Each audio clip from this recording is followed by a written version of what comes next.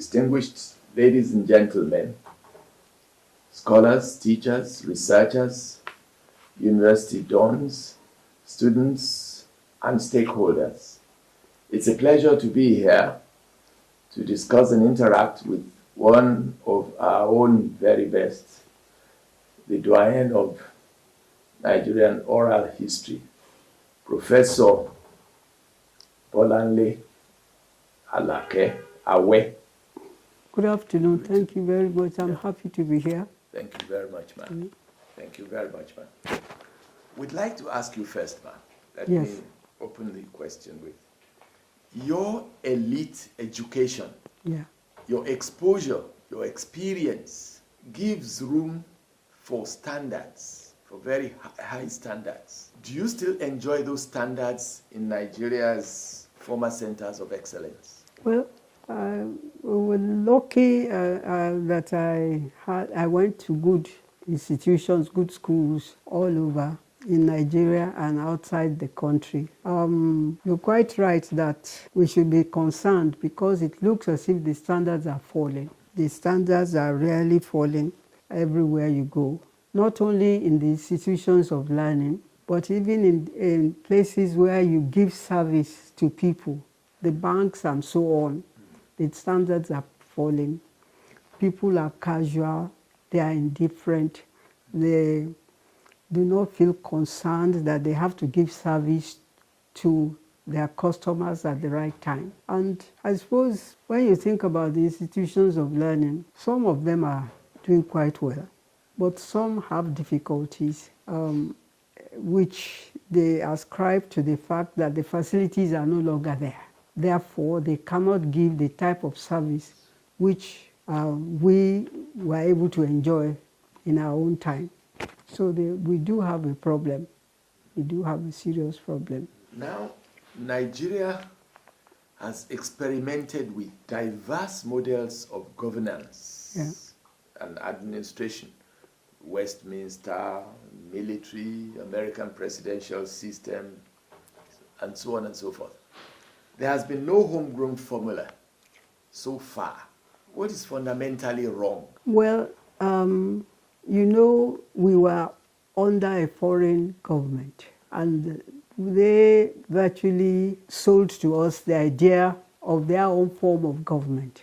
And we bought that. And I think to a large extent, we try to use that to govern ourselves. I think the only place where one could say there's a little bit of difference is in the local government, where we try to use our traditional rulers and the local people in the environment to govern our people, to let them know what we want and what is good for them.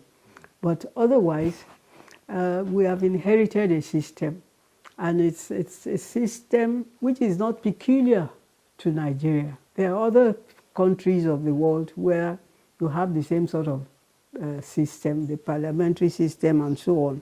And so there's no problem in that. I think the problem is the question of our understanding that we are looking for a democratic system. And therefore, within that system, we must apply the norms of democracy. And those are because we have not tried to apply those norms, we do have problems. But it's something that we have to learn, we have to talk about, that our leaders have to be able to say that they appreciate and are prepared to apply and work within the democratic system. If that is what is fundamentally wrong, and until we do that, no way forwards, as it were, as far as I can see. Thank you very much, ma'am. I'm grateful for your candor and for your frankness. Now, ma'am, more recently, there has been a mass exodus of skilled manpower from Nigeria. Young people also, and then also with it, capital and financial flight. Yes. Yeah. Now, there does not seem to be any end in sight. Yeah. And this does not augur well for us? It's a very serious problem that we are losing our young people, the people who should succeed us and build up the country and continue to build it up. They are moving away. But they are moving away for some good reasons. Some of them because they do not have jobs. They look outside the country to look for jobs. Some of them because the educational system is not satisfactory. They try and go elsewhere to see whether they can get better education, especially if their parents have the resources to do so. But we know that even that is a failure. But the problem is that we do not have the resources, the capabilities to engage these young people, to encourage them to stay and to be proud of the fact that they are Nigerians and they can serve this country and be in this country and make good in this country. I think that is our problem. And in addition to that, I think you raised the question of the migration of our resources. That, again, is a very serious problem and an extremely serious problem. And it can be attributed to the slackness, the incompetence of our rulers. I can talk in terms of draining of our gold resources in places like Elisha and so on. They're going, Chinese people and others come, they come to explore, they mine, and they take away these things without anybody saying anything. The local people do not really appreciate the gravity of what is happening. They are quite happy to welcome the Chinese and all these other people, so long as they give them some money and to say, we'll give you some money so that you allow us to mine here and there. And that's the end of it. But it's a very serious problem which I think we have to look into. And at the moment, it does not look as if there is an end in sight. But it may be if we get a good leadership, things might change. It's not. I cited the question of Osun State, but long before now, we had it in the place where they were also mining in other parts of Nigeria. I can't remember the name of the place, but that had been going on for quite a while. And we haven't tried to do anything about it. But perhaps as we become more aware of the fact that we are losing and that we need the resources for our own development, perhaps we'll sit up and do something about it. But at the moment, it looks as if we are I wouldn't say indifferent. It's as if we do not know the significance of what is happening to us. At least our leaders don't seem to realize the significance of what is happening. We're losing our mineral resources. Our gold is going away just like that. And nobody seems to be worried about it. Thank you so much, ma. It's a good thing because people like you are speaking up. The younger people and the government of the day should realize that there is some problem here. Yeah. But let me divert a little bit, ma. You were the country representative for MacArthur Foundation at some point in your career. Having served as an academic, a university teacher, a researcher, an advocate of women's rights and so on, and so you offered also to serve in that capacity. What was the major significance and contribution of that foundation? Of the foundation when you were the country representative? I enjoyed being the country representative of MacArthur when I was there. And it was a good opportunity to identify young people who have the potential and give them the opportunity to develop. Right. And quite a number of them developed and did extremely well. There were NGOs that were also sponsored by MacArthur. And personally, I also learned quite a lot from MacArthur. my first report there, I was so apologetic about my performance. But the officer in charge in MacArthur, when she looked at my report, said, look, you have done well in some areas. Why don't you emphasize that? That in America, we emphasize the good points, not the weak points. And I was shocked. And then she laughed and said, of course, you are British trained.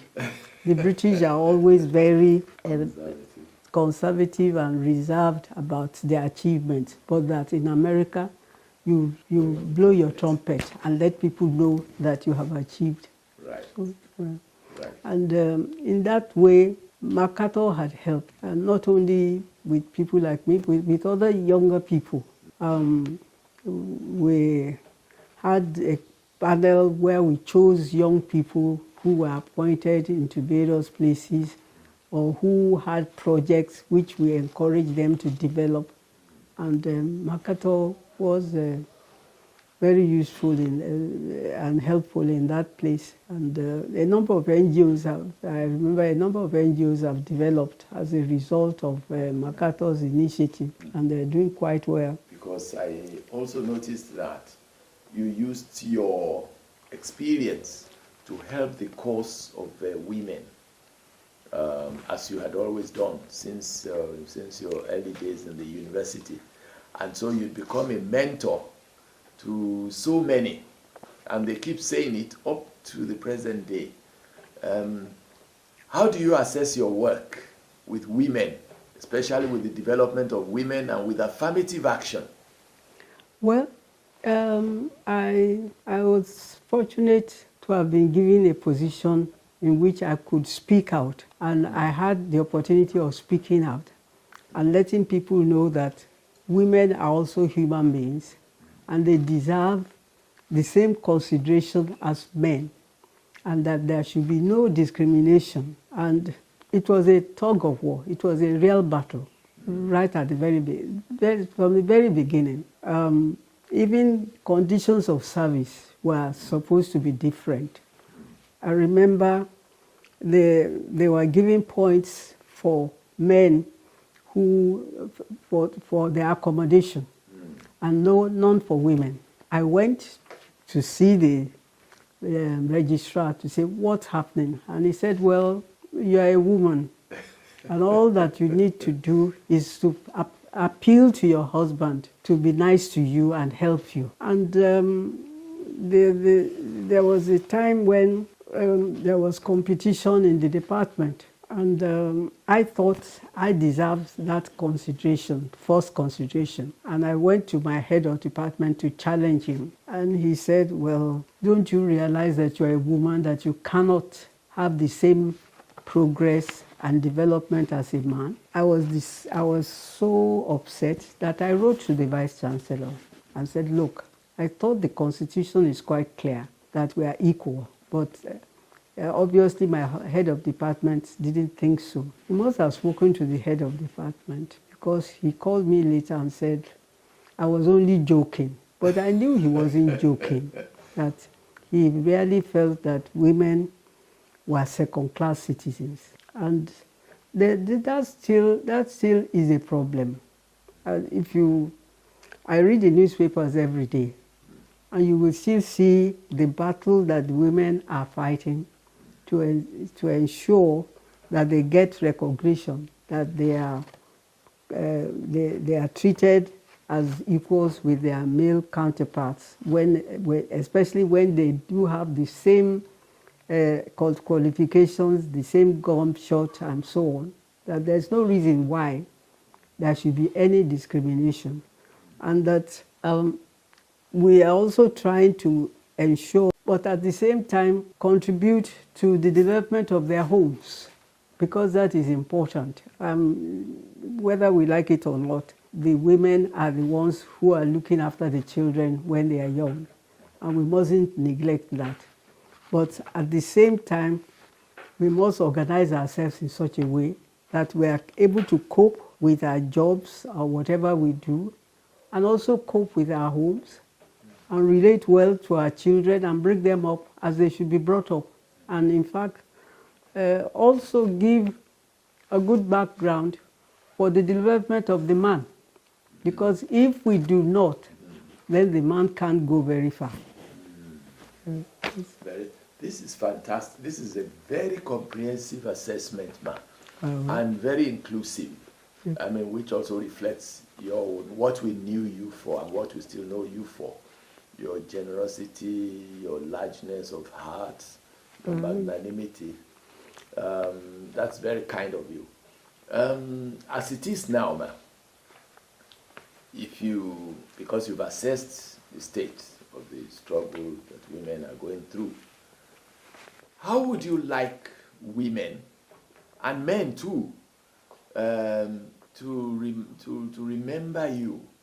What would you like them to hold very high about you, especially in your activism, in your support, in your advocacy, and in your support for domestic institutions? Well, I thank you very much. I believe in what I have been doing. I don't know, even in my younger days as students, I remember in Oxford, I had to tell my lecturer, the person who interviewed me for admission to Somerville College, she said there's no African history. And I said, look, there is African history. And she said, go away. And I went away. But the principal of the college called me back and said, they have decided to give me admission.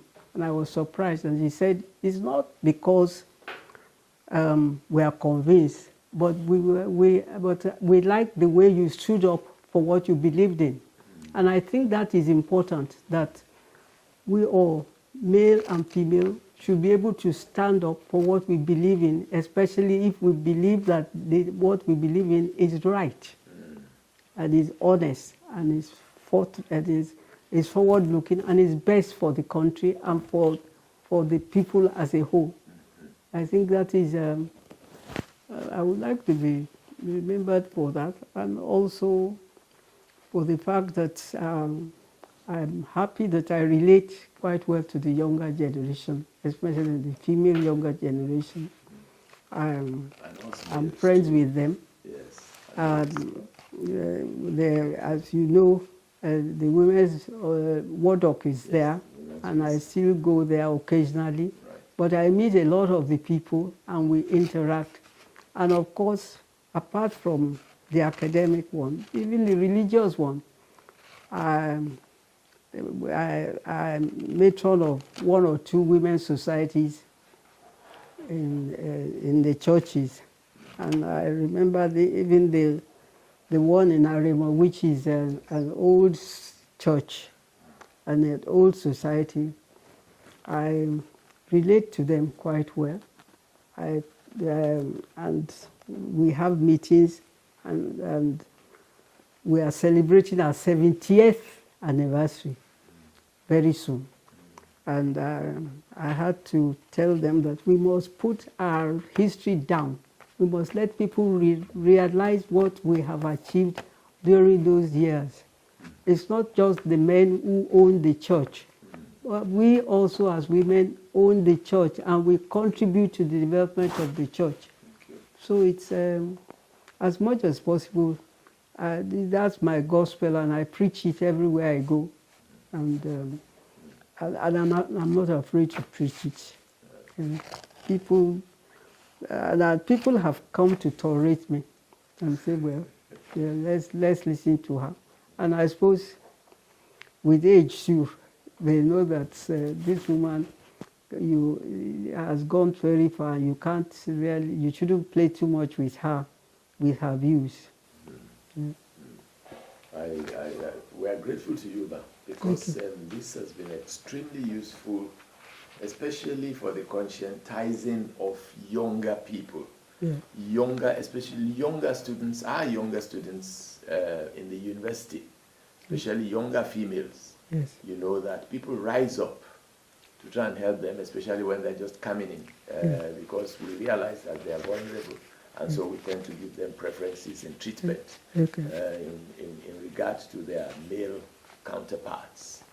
Thank you very much for what you have done in the past.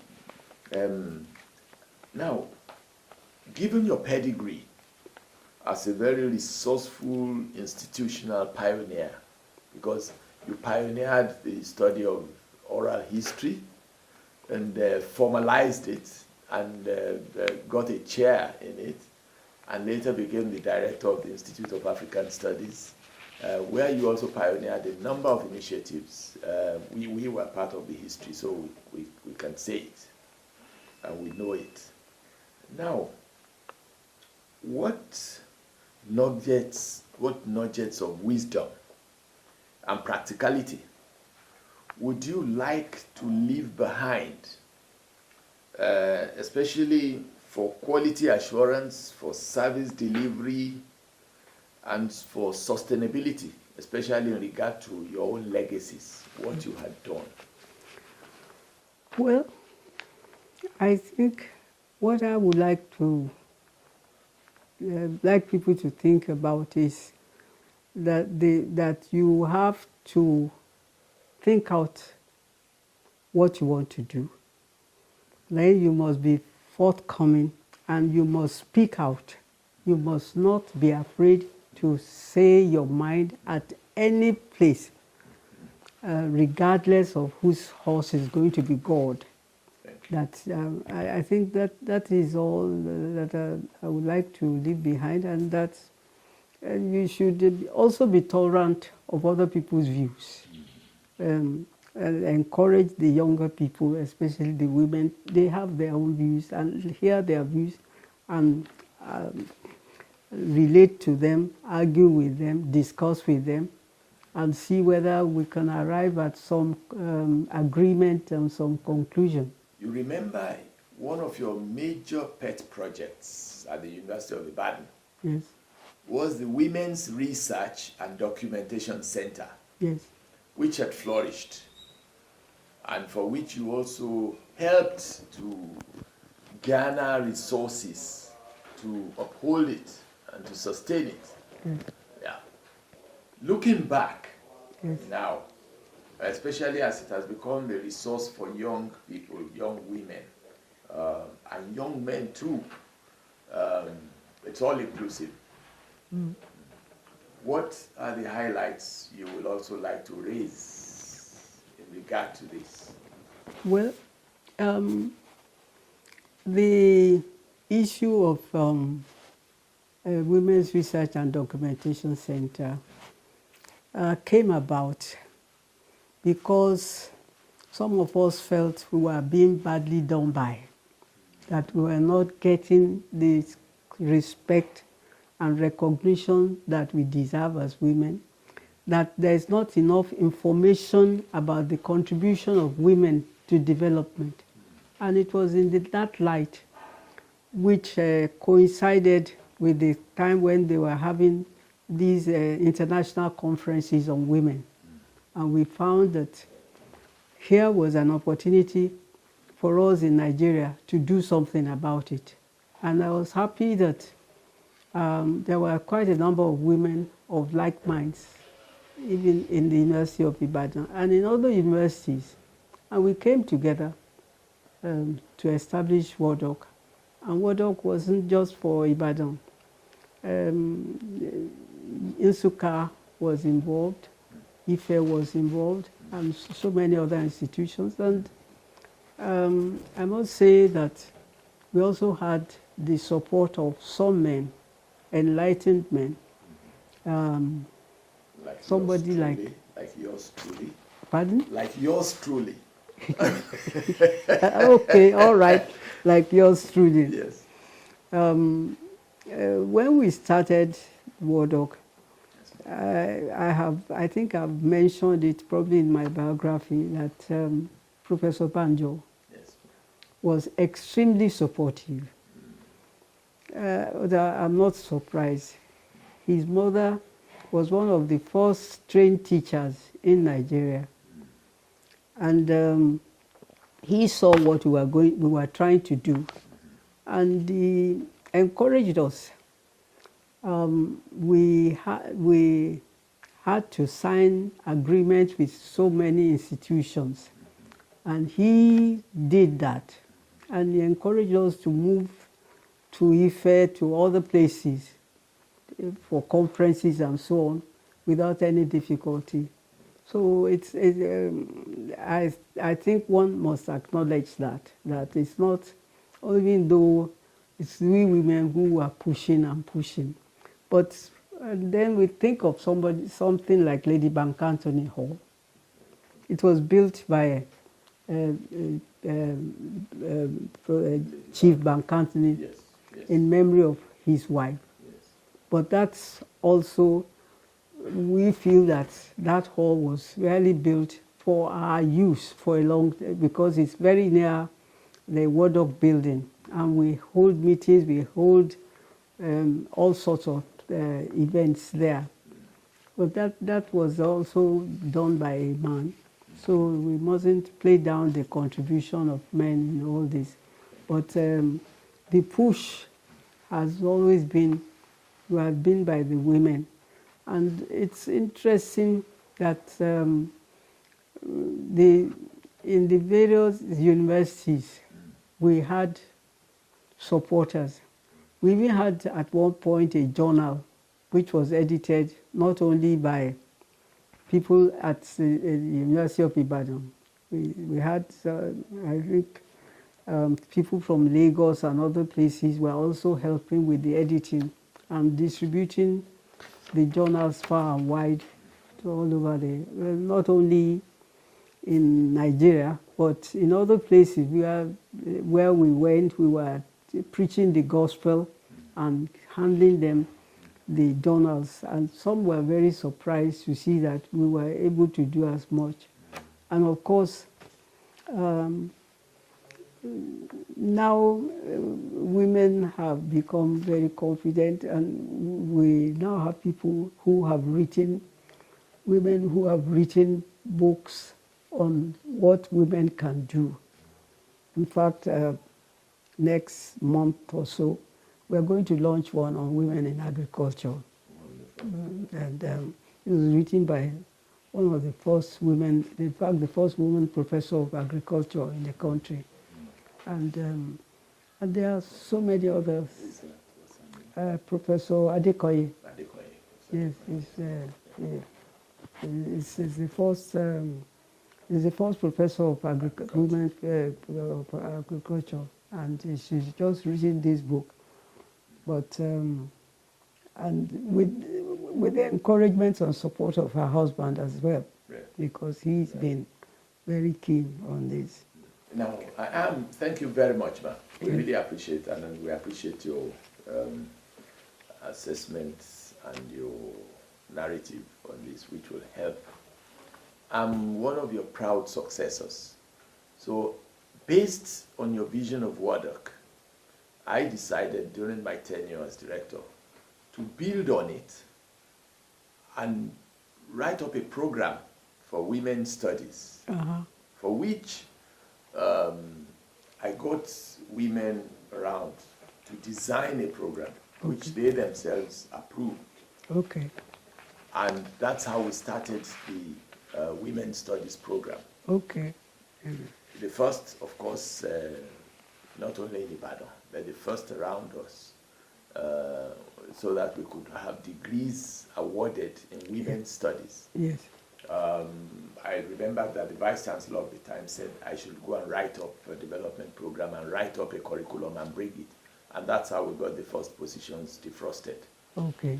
Now it's flourishing, and your memory is attached to it too.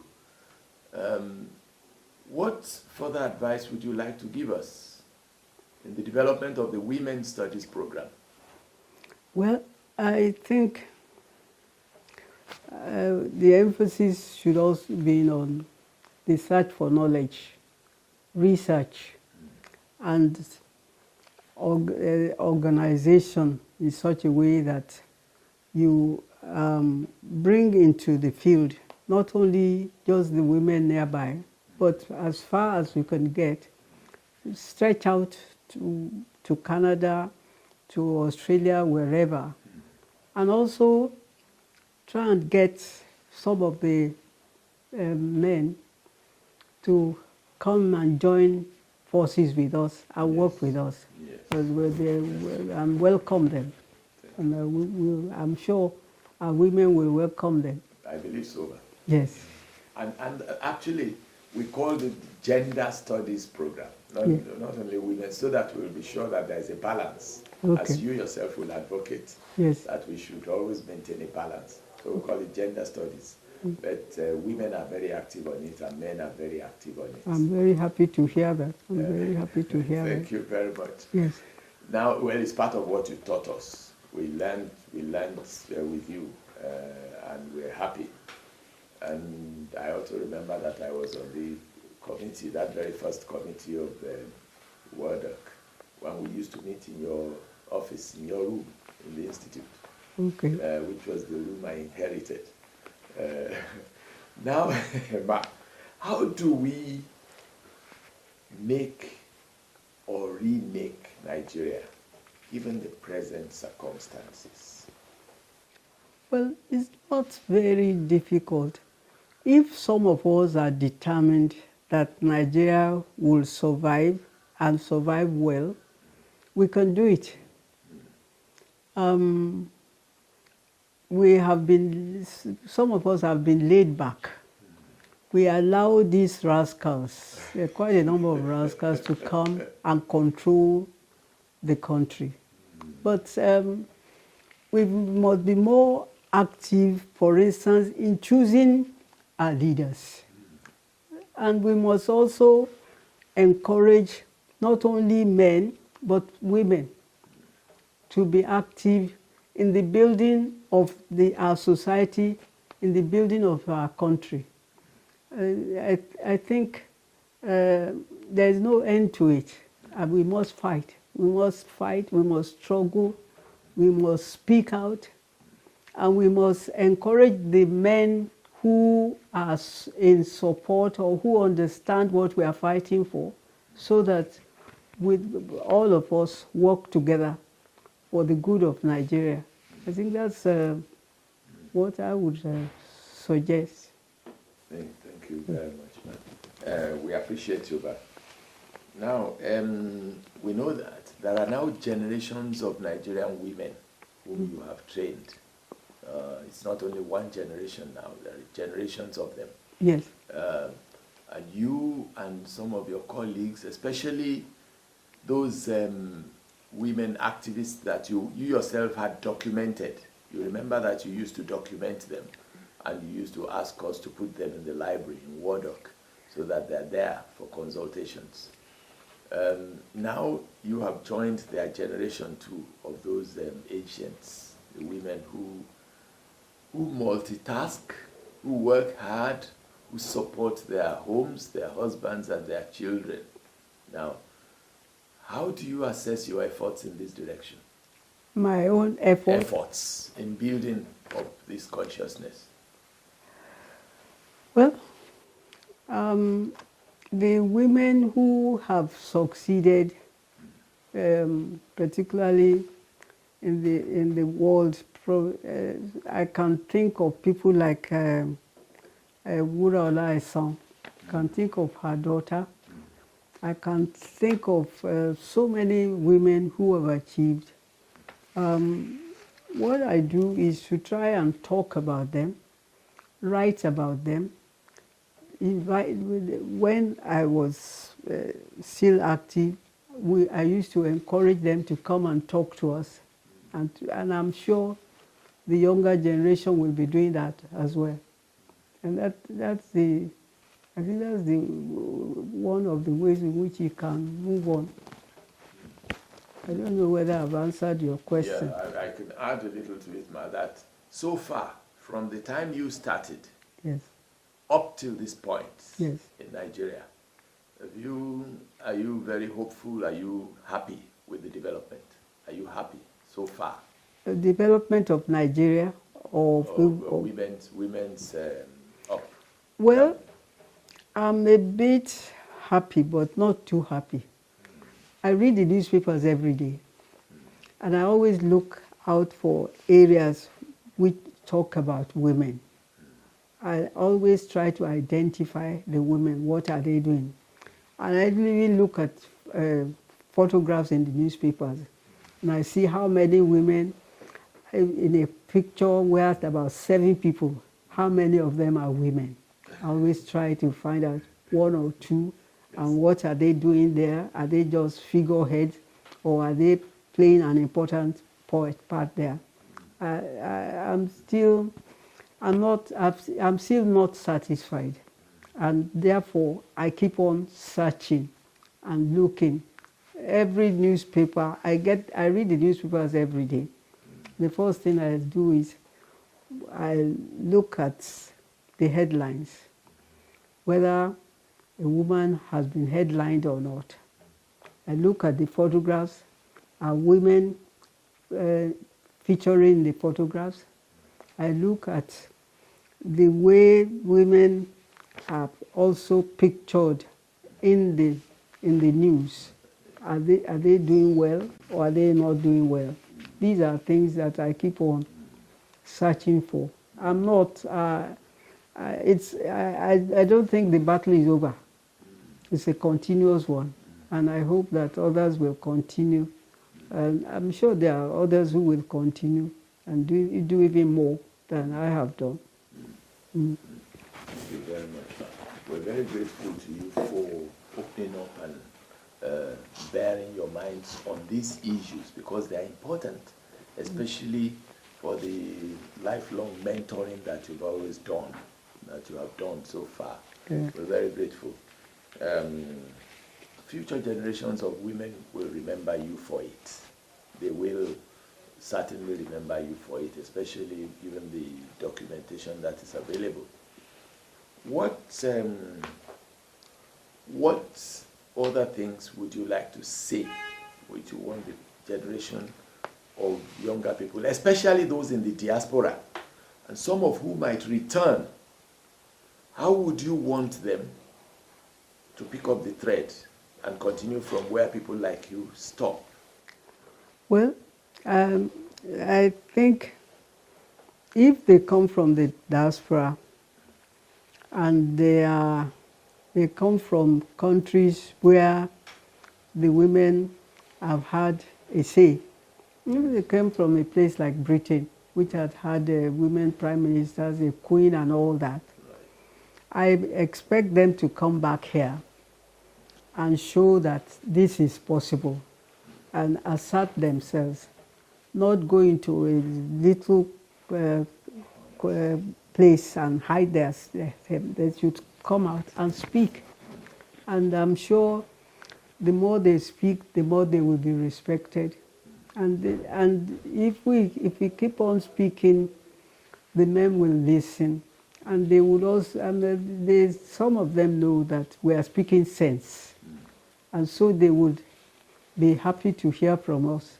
So when people, I think that those who are in the diaspora should come back if they want to come back home and let people know that in the diaspora I've achieved quite a bit of freedom and appreciation of my standing. Now I'm in Nigeria. I also want to enjoy that type of freedom, and I want people to appreciate me for my contribution, for what I have been able to do.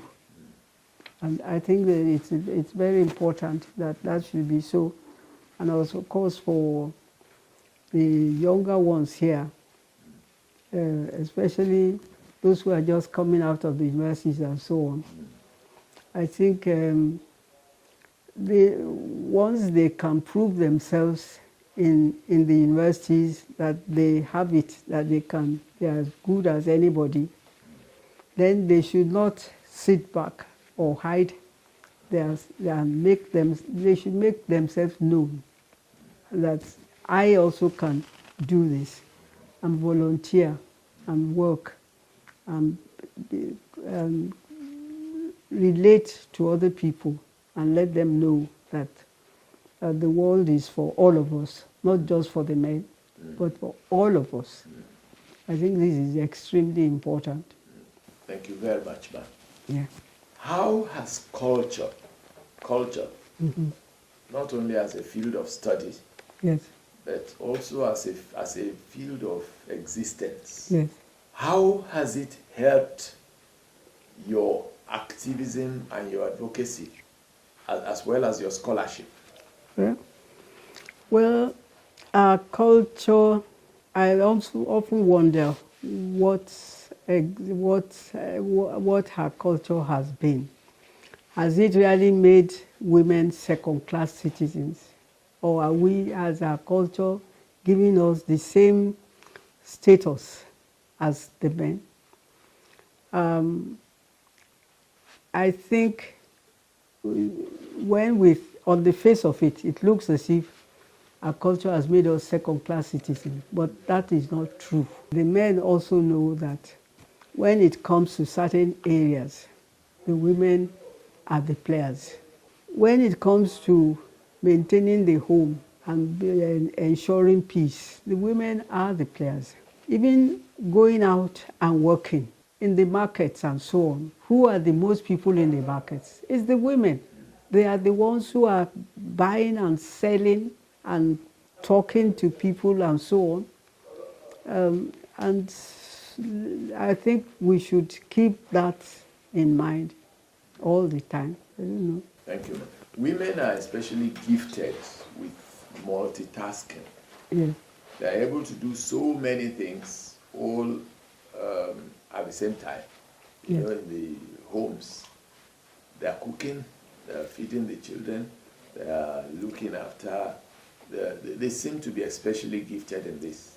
Yes. Do you believe that there are strict gender roles? Well, the men like to think that there are gender roles. For instance, they think that it's the woman's business to cook, to feed us. And somehow, for the women, cooking is no big deal. You can do it. But you will see, when you look at the television and so on, you see women also in the farms. They are planting, they are harvesting, they are doing all sorts of things that men think that they are doing. We have also accepted the fact that the women are in the home, that they keep the home going. And I think most women are proud about that. Yeah, we're very proud. And we also feel that we have a responsibility for the children. If the children turn out not to be as good as they should be, a woman feels very unhappy and feels that perhaps she has not done enough of the training, the upbringing of the children. I think the men recognize the fact that we have to work together, that they cannot do it alone anyhow. And the women have their ways and means of getting things done and encouraging the men to help also to get involved. So, and when the two of them are involved, I think... Very true, very true. I'd like you to, as one of our leaders from the past, I'd like you to talk generally on the kind of Nigeria you would like to see after this generation.